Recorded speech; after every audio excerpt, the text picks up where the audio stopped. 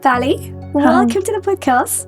I was really looking forward to this chat, and I feel like we've had a mini podcast just before, like chatting up. Yes. But it's really great to have you here because you are the mum of Sarover, who featured on Love is Blind Season 2, Love is Blind UK Season 2. Yeah. And maybe before we get into our chat, it'd be great for me to set the scene for viewers who haven't watched Love is Blind, which is a show where single men and women get to date, sight unseen in pods, and then eventually, if they have a liking for each other, they decide to get engaged.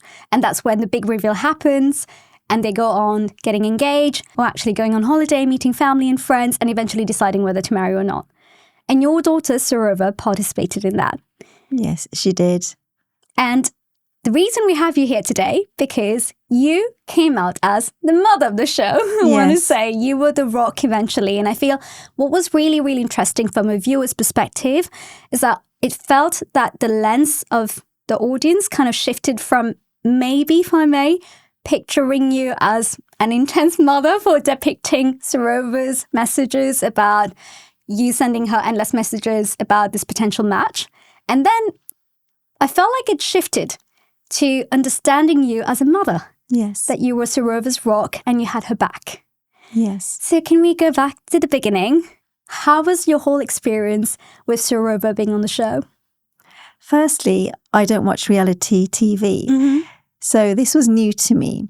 When Sarover explained that I'm going to try this experiment, gave me some dates and said, Mum, I probably won't meet anyone, right? But it'll be something that she wants to try. So she's old enough and I understand and respect her decisions. Mm-hmm. So it was okay. She's gone and here's a date in my diary and we will hear back from her. And when we first hear back from her, it was, Mum, I'm engaged to be married. And we had just 2 weekends before a wedding. Okay. Find a dress, find outfits, get ready. But they were doing majority of the planning anyway. So in the traditional sense of when the whole family will prepare and participate in a wedding, we didn't have any of that. So it was a whirlwind for us, say emotionally, to understand and be part of this. So it was massive. Mm-hmm. What was your reaction when she dropped you that text, Mom, I'm engaged? Because you did say you didn't believe that maybe it would actually materialize into something and she was just going to be a participant in an experiment. What was your actual reaction? Were you somehow happy, like, oh, my daughter found someone? Or was it more like, I can't believe this is happening? She only met that person. Yeah, I was happy. Okay. Because that's what she was going to the experiment for, to meet someone. And the aim of the show is to find someone to connect with at a deeper level. That's through all the questions and through all the conversations. And it is to get married. So on one side of it, I was very happy to hear that she's met somebody. Mm-hmm. Then it was suddenly she's engaged to get married. And the timeline was so tight that for that part of it, that for any parent that's listening to us, they would understand the timeline, 2 weekends. It was very short. That's the emotions on the back of that for me, first time round, I couldn't even explain them. My daughter's getting married and it's my first child getting married. Right. I think in the normal dating world itself, you will be taking your time to get to know the person. So this is all accelerated, magnified. So I can only imagine your reaction. What was interesting watching the show was that Sarover talked about, obviously, you not being particularly happy or perhaps suggesting that she takes her time. And my read of it was that you would have been happy that she met someone, but maybe she could have come off the show and date in the real world and get to know each other better. Yes. So there was that particular part where obviously we could sense your concern as a mother. Yes. And then we saw the scene where you got to meet her match, Cal. Yes. And it sounded like it happened pretty quickly, as in your approval happened very quickly, which I'm sure wasn't the case because that's the beauty of editing. Can you walk us through what really happened behind the scenes? So when we met Cal, we actually had a dinner. So we spent about 2 to 3 hours, all of us talking together, which was really nice. So the cameras were there. And so once the cameras had gone, we actually stayed there longer, me, my youngest daughter, Sarover and Cal. And we got to talk and have lots of conversations, which was really nice. So we did ask lots of questions. Cal did answer quite a lot for me. In the actual show, it looks as though he didn't give me much about what he liked about Sarover or what was it about my daughter. It seems so short, and then my blessings come through very quickly. No, it wasn't like that at all. Let me correct that. There was a lot more that we talked about and he shared, and Sarover had input in there as well. I do remember, I think my youngest daughter was saying quite a bit in there as well as to listening and asking a lot of questions, rightly so, as a younger sister. She was doing the questions as well, asking lots of questions. And it was after that, then I gave the blessings. Once I knew that he'd answered quite a lot of my questions and they both sounded very confident that they truly feel this was right for them. And that's all I needed to know, that they truly felt this was right for them. And they're going to give this 100%. Right. And that's when I felt at peace and this feels right and I'm happy for them. That's like any parent would want to hear from both of their children. When I say both, I saw them both as my children at that point because they both sat there wanting to get married. Is it more that you trusted him as a person or you trusted Sarover's choice and decision? Trusted Sarover's choice and decision. And then I trusted the person that sat there in front of me asking for my daughter's hand in marriage. Bali, you were so dignified in that reunion episode, and I did wonder, like, we don't get to see all of it, but you were very graceful, very composed, and you had Sarover's back. And there was a particular scene when Sarover said, "Mom, don't go on because I start crying." What did you really go through watching, obviously, the conversation between the two of them? And it sounded like they hadn't maybe had a proper catch-up since the breakup. But you were sat there backing your daughter, but then telling this man who had hurt your daughter, it's okay, she'll be fine, she'll move on, she's doing okay. I thought that was really graceful and really strong as a mother, and that really touched me. Yes, I had a lot more to say that wasn't shown. It was very hard. That was the first time I had seen Cal since the message in January, but which he hadn't come back to us at all. Like with any sort of situation where you feel something's changing or you're changing your mind, you discuss things, you have a conversation, whether it's with Sarover or he wanted to reach out to us, me, Sarover's mum, or anybody in the family. He didn't do any of that. So this is the first time we are seeing him, and you've just broken off a marriage that you chose to go into of your free will, and you came to the family and you took time out to spend time with the family, knowing that the spark that you had at the wedding had long gone, which is something he had messaged to me. And he told you that? He did. He messaged that. And that is what he had said in his message. And then to carry on going into Christmas, spending more time with her other relatives, you don't do that because you're building a bond. You're connecting more with family that Sarover has. Who you are encroaching on personal space. You are, and they're close to her. So to me, none of that made sense. So then to finally see him as any mother or any parent, to be that calm, it was very difficult because you are very wrong. You've broken my daughter's heart. It's violating all of ours, our trust in you, in giving you that love and care and support. And then you just walk away without that, just even respect. You gave nothing. So it was very hard. And Sarover came through those months. It takes time, of course, to heal, to accept what's happened. And then who is there? It's your family and your close friends. Mm-hmm. And that's who picks you up again. It's not anyone else outside.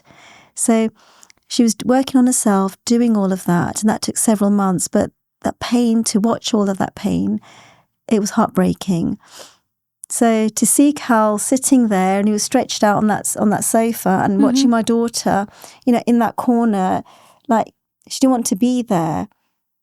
That was a struggle to see that. And I don't think he noticed for Sarover how hard it was, because she had gone into this with her heart. You could see her heart was purely in there with him, but he didn't flinch. For any, I'm going to say normal human being, any acknowledgement to just be humble.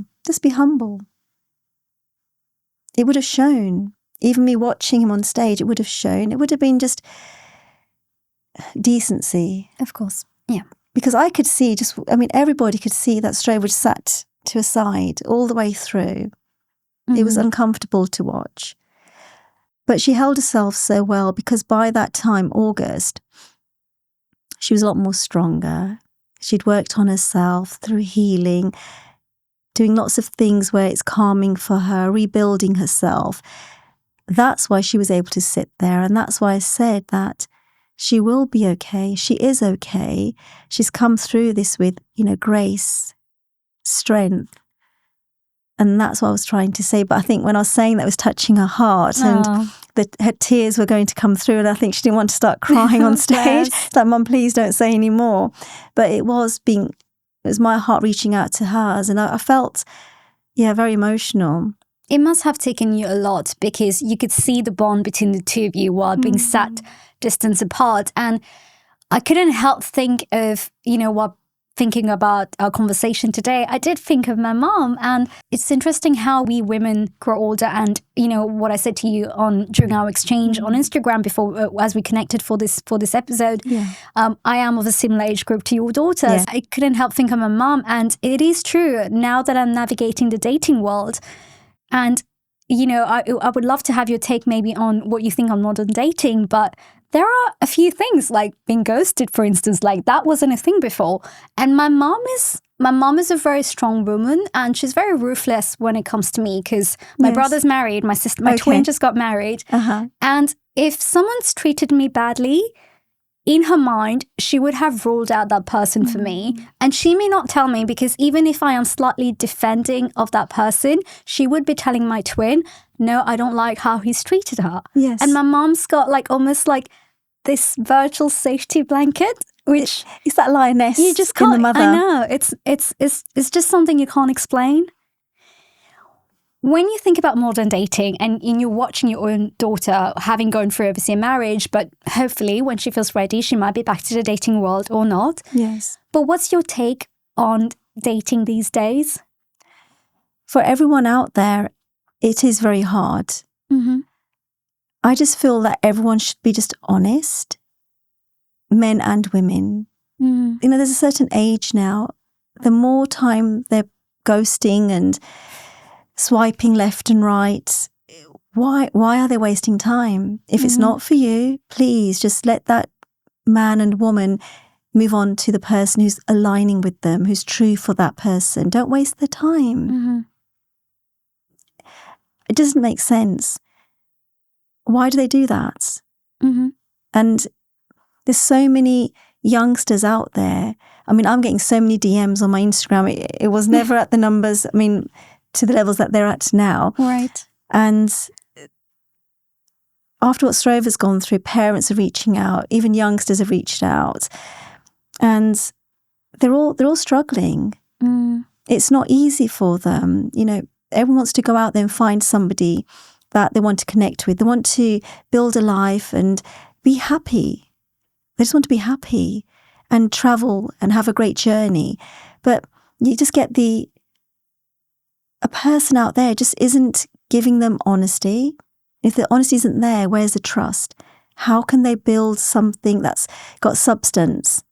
Why are people not doing that? What is this, 6 months down the road, 3 months down the road, or 12 months, and it wasn't real?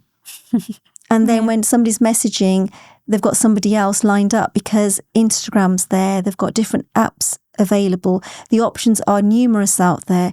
But the more they're doing that, there's more and more confusion. So what is everyone trying to do? Are they working with one person, building on what they like about each other, the strengths? Everyone just needs to pause and rethink. If someone's not right for you, tell them early on. Don't waste time. Don't waste time. We both mentioned the word ghosting, and I feel like it's such an emotional cruelty. It is. To ghost someone. Hugely. Because what that means is that you as a person, you have within you the power to maybe liberate someone and take them out of the misery. Yes. But choosing to leave someone in a position of unclarity and leaving them in a state of debilitation and having to figure out what did I do wrong is so cruel. It's a form of mental abuse. I mean, I'm a firm believer of great communication. I'll communicate with people to be honest, talk things through. And that's another form of ghosting, when people don't want to communicate back with you, and you wonder, but why not? What's there to hide about? Talk things through and move on. We've got to move on in life. Of course. Life is so short, and everyone talks about life is short. But I think people are just saying it, just words. If you actually truly believe that, then there'll be a lot more communication. People just talk things through and move on. Because that's where peace is. Peace is not through ghosting and leaving people with, like you said, confusion or no clarity. And that is giving people, that is mental abuse. I was speaking to my therapist about this a couple of weeks ago. Yes. And he raised a really good point, because with ghosting, it's suddenly a question of mourning the loss and the memories that you've spent with that person. Yes. But also giving up on the idea or the fantasy of what life could have been. So you're suddenly mourning the loss of the past, but of what the future could have been. And Ashley was here a few weeks back, and we recorded an episode together because we were talking about closure. And I was telling her I had come across this really great podcast of Mel Robbins, and she talked about how if someone doesn't give you closure, then it's up to you to close that chapter yourself. And it was really interesting that I spoke to her like a few weeks about it, and now I had to recently deal with a situation myself. I'm like, here you go, Jemma. You can apply your own preachings to yourself. But it's true, because in life, we're going to come across so many people.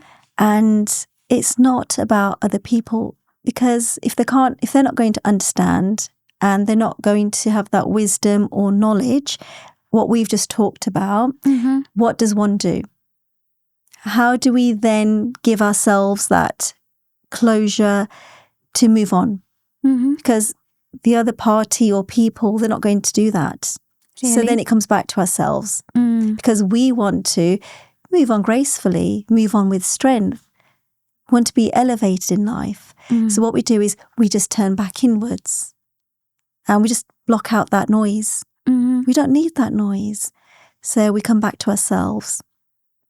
And that everyone needs that time to go through that healing, to accept whatever that situation is. Once we accept that situation, everything starts to calm down within us. And it's all within us. It calms down. And once that calms down, so whether we go for long walks, whether we sit with ourselves and meditate, or whether it's through great mentors, whether it's talking with good family members, friends, but it's got to be positive people. And we know who the positive friends and positive family members are. That's very important. And that's when we go through that healing journey. So I would never say rush. We can't rush that through. When somebody says to you, move on. No, we have to take that time out to heal. And meditation, breathing work, it does wonders for our soul, for ourselves. And then from that, it's amazing how then the steps we take forward, it just it's like the universe, the energy, the vibration just realigns us. And then what attracts to us, it's not because we're asking, it's just coming towards us. And great people, great energies just start to realign with us. And it's amazing because we're seeing that through Sarover's, that the pain that she went through and where she is today, her journey is still unfolding. And it's amazing to see that. But it's also the kind of energy she's now putting out there. It will attract similar energy. Yes. And that's a true message for many people that are going through any struggles, challenges, like we talked about, mental illness from like abuse or any other situation. I mean, I get so many DMs and messages, and it's taking time out to accept and heal, and then working with oneself. It's all about ourselves, because we can't wait for other people to understand or make sense of, like we said, closure or communication. Not everyone's going to understand. Many will, because they want to evolve, they want to grow, which is great when people do. But how many can we teach if they're not going to communicate with us? You can't force someone to communicate. Can't do it. Yeah. Bali, I heard you mention on a different podcast that you got married at the age of 16 into your own community, and you've been very open about this. It was then a divorce, and since you've remarried, there was a beautiful part in that podcast where you talked about Sarover helping you out with your dress or your outfit. Yes. As you're watching Sarover go through this journey of finding love and potentially, maybe, hopefully, if she still wants it, maybe to marry or remarry one day, what do you think would be your advice for her as a mother who got married so young? Yes. But then rediscovered herself differently through a different marriage? Yes. What's your take on love and marriage today? Back in my time, our parents, having travelled from India into this country, they had different ways of believing what is success for them. Marrying their children off was a huge success for them into good families. So they married their children off at a young age, hence I got married at 16, and that was an arranged marriage. So going through that journey in different families and seeing the dynamics, I've gone through huge amounts, leaps and bounds to see so much, but I see it from both sides. Then that generational cycle, there's a lot of conversation still to be had on those topics. So my advice and guidance to Sarover is communication is massive, and emotional empathy has to be in a relationship, because communication, that's like the engine, and it's best fueled with empathy, because that's where you have then the trust, forgiveness and growth. Do you think marriage is picking the same person over and over again, but through forgiveness? Picking the same person over and over again? In what way? Feel like marriage, you do have your ups and downs. Yes. But it's also a testament of how much are you willing to forgive and let go. And obviously there are boundaries. Now that's a huge topic in itself, because many people will have gone through different challenges, situations. So at what point do they continue to forgive? Through which examples? And boundaries as well. So everyone's situation is unique to them. So for any person in any marriage, you have to have open, honest communication. Where there's that line of communication, you can get through anything in life. But both partners have to be honest with each other, even emotional conversations. If that's not there, where's your foundation? If that respect isn't there, where are your boundaries? How many times can you forgive? Where's that self-respect? So it works both ways. There has to be that foundation for any marriage to work. A marriage can't work if the partners aren't aligned. Mm-hmm. Let me ask you this question. Yes. Do you think when you look at us young women in our 30s, some people would say, well, you should have done it in your 20s. Obviously, everyone has their own timeline. I get that. But do you, and generally I'm asking this question, do you really think all the good guys are taken? I don't believe so, because what I'm seeing is even those men in their 20s, they don't want to get married either. They still want to live life, and they're getting into their 30s, mid-30s, until they're looking to settle, from what I'm seeing. Correct me if that's what you're seeing. I love to think that's the case. My auntie sometimes, I mean, on a joking and light note, but sometimes we do question them. We are like, are all the good guys taken? Because to your point, yes, the good guys want to wait maybe till the 30s and they don't want to settle in the 20s. But then the guys in the 30s have, I guess, the advantage of being able to date the women in the 20s as well, right? Right. I think that's where I'm coming from. But remember now, each age group, the maturity level is very different. So we hear a lot of this where you've got older men wanting to date younger women, but they forget that the evolution of maturity sets in at different age groups. So I would say go for it. But the thing is, they're not going to get that maturity or that wise conversations or intellect, because everyone's got different age groups. The 20-year-olds will be enjoying their 20-year-old company. What will they be doing will be different to somebody's in their 40s. So when somebody hits 40s, they'll get to their 50s at some point, or 60s. So it's balancing it all out. Everyone's got to be looking at what energy they've got and what will they be like when they hit to a certain age. It's doing the right thing and being honest. What's going to align with them? I mean, I'm going to be honest with you. Go on. I know what I like doing. I mean, I love my skydiving, hiking. I've got that energy. So I've got to be looking at somebody who, it could be in their 50s or 60s, 40s. It doesn't matter about the age. They've got to have the right energy. They've got to be sporty. It can't be somebody just wants to be more like sitting down or just being homely, because they won't want to be walking around a lot or hiking, going up mountains, because that's strenuous, isn't it? So you've got to look at somebody who has the right energy to align with you. So again, numbers, they're just numbers. Age is numbers. So we can't discriminate that either. It's being sensible. Right. It has to be sensible. So for everybody looking at their partner, it's look at the right age group. For what are you looking at in energies as well? And then again, we've got the thing about the body clocks as well, haven't we? Yes.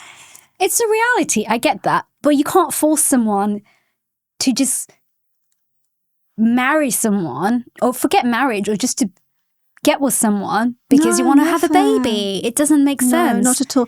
Thing is, like we're saying... And a baby's for life. Exactly. Like we're saying, when you're working on yourself, you're already sending out the right energy. And the right person is meant to be in your life.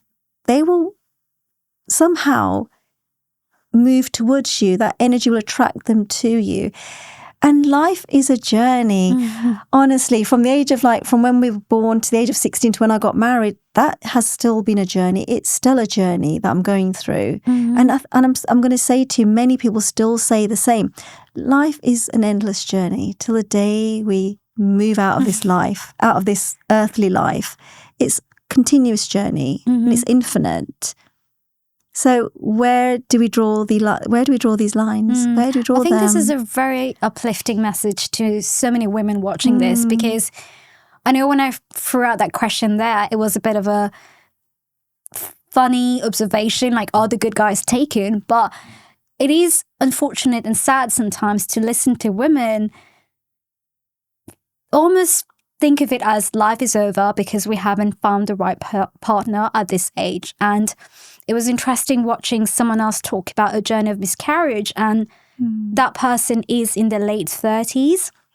And while everyone was really understanding and was very warm and positive about her putting out her journey so much, like in such a vulnerable way, there was still a few comments out there about how, well, this is why you should be having a kid in your 20s. And you'll still have some people not understanding that everyone's journey is different.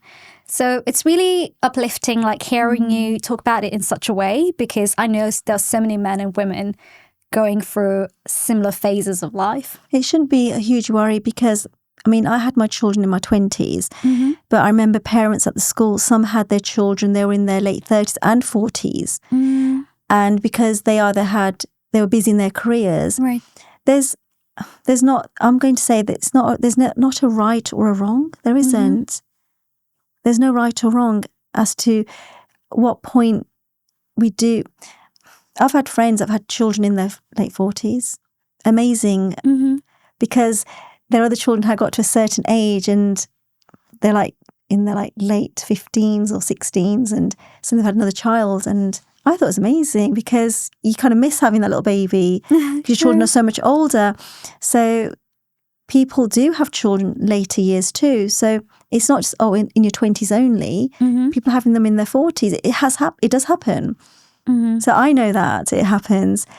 So it's what is meant to be for someone. It will happen. It will happen. I mean, I remember when I got divorced, it was scary with my 3 children thinking, how will I do this on my own? I always known it as a husband and a wife. There's 2 of you to run a family, to manage a household, all of that.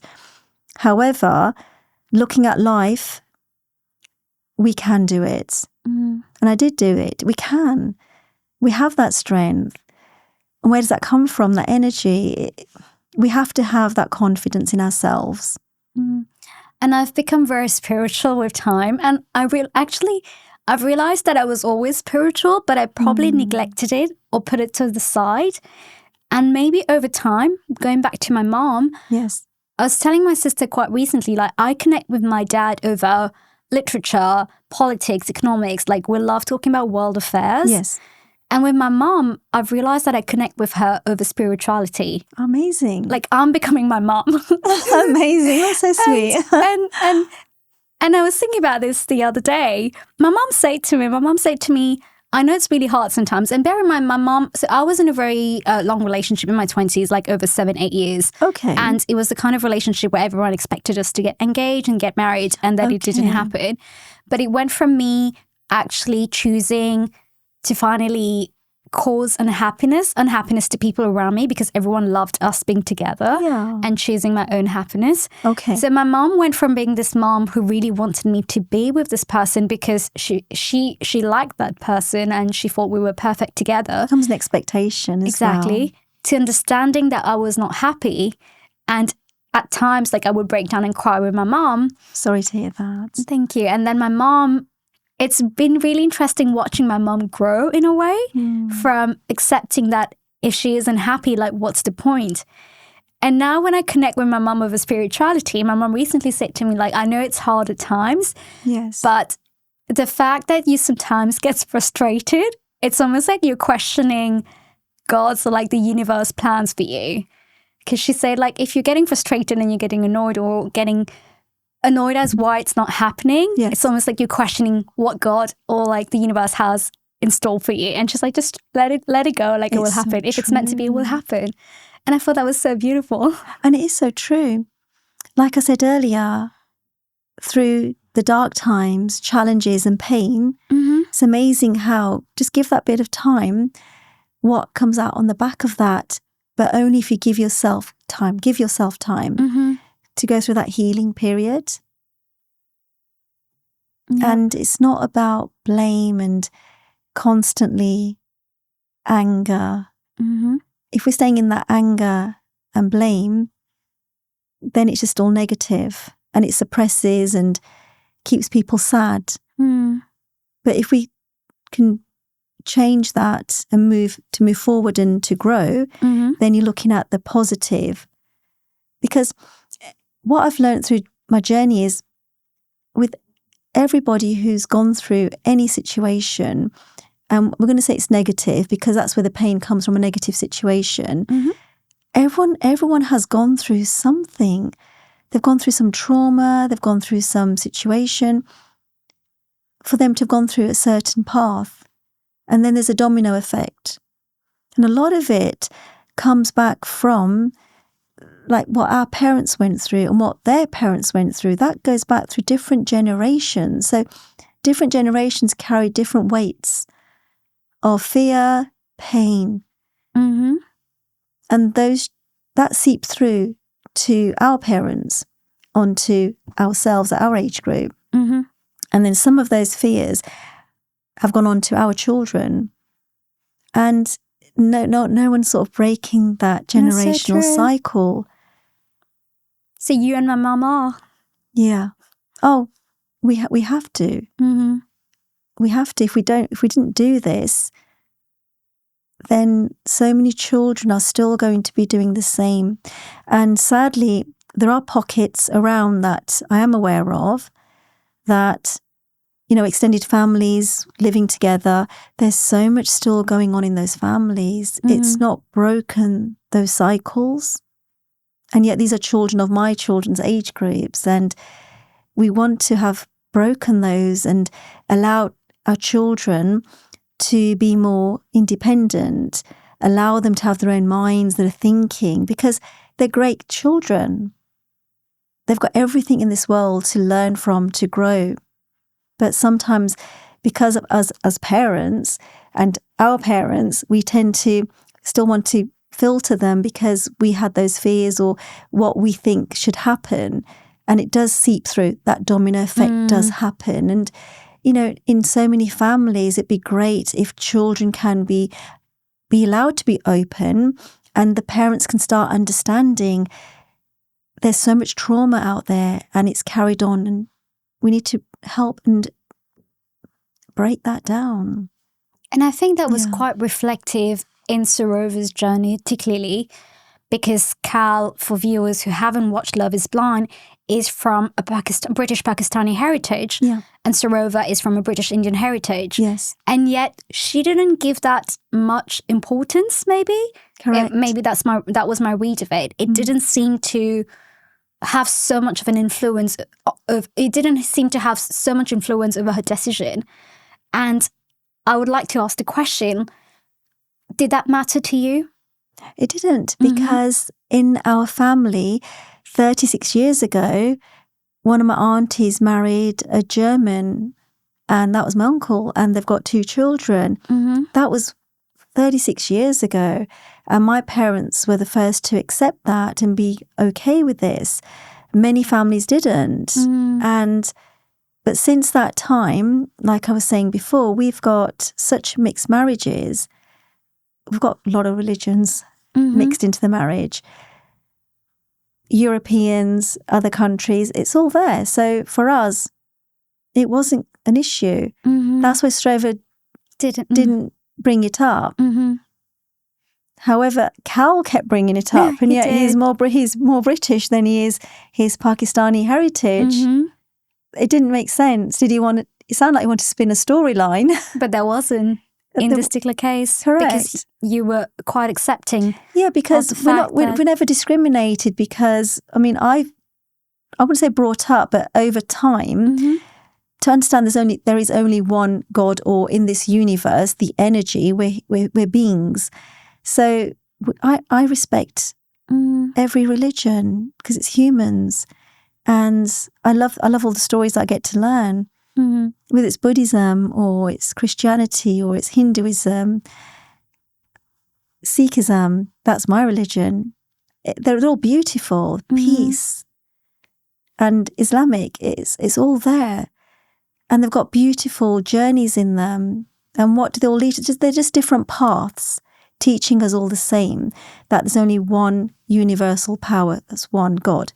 And it's just giving people that hope and understanding of finding inner purity within themselves to be good people, kind, compassionate, that is it. So for me, I'm not going to discriminate. I think it comes back to your point of you can raise your kids, but allow them to have freedom of choice. Correct. And at the end of the day, no matter how you bring up a child at home, he or she is going to be influenced by external factors once he or she starts schooling and have friends and go out and step out in the real world, and you won't be able to control that much.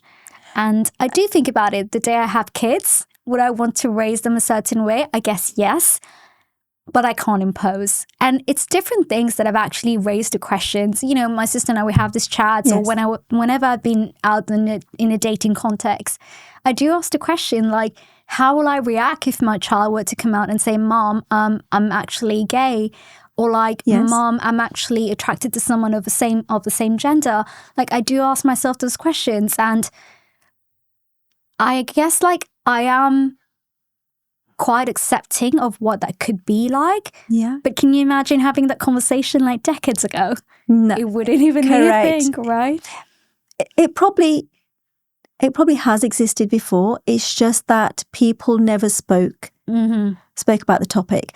However, now that we've got social media and there's more conversations, look how normal it is today. Mm-hmm. It's normal, just like anyone else we're talking about. It's normal. Mm-hmm. Yes, and I know there are people out there that are my friends as well, and it's not even a conversation to have. It's okay. Mm-hmm. It's okay.